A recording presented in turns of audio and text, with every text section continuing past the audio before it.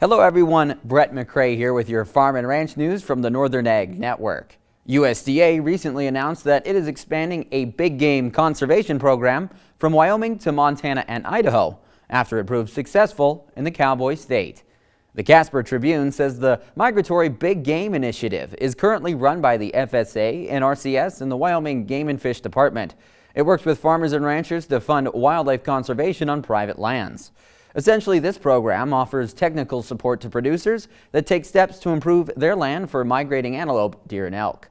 The Department of Agriculture originally committed $15 million to the pilot program in federal funding, but is now adding more than $6 million as the initiative expands to 2 more states.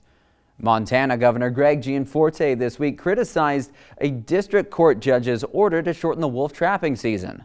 Gianforte said that Judge Donald Malloy's order tramples the rights of trappers and caters to a few environmental extremists abusing the Endangered Species Act.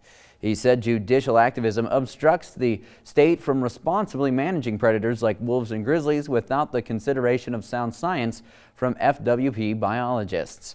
The state has appealed this case and urges the federal government to review and approve its petition to delist the grizzly bear, which it says has recovered in Montana.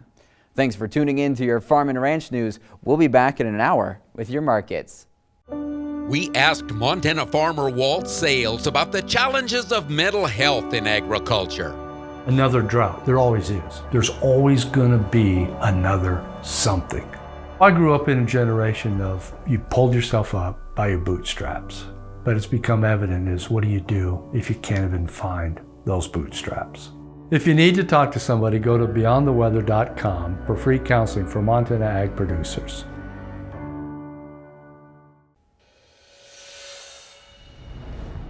Hi everyone, Brett McRae back with more ag news and your markets. Farmers and ranchers will pay higher and even sharply higher wages next year for labor on their operations. That's according to a USDA survey. American Farm Bureau economist Veronica Nye explains.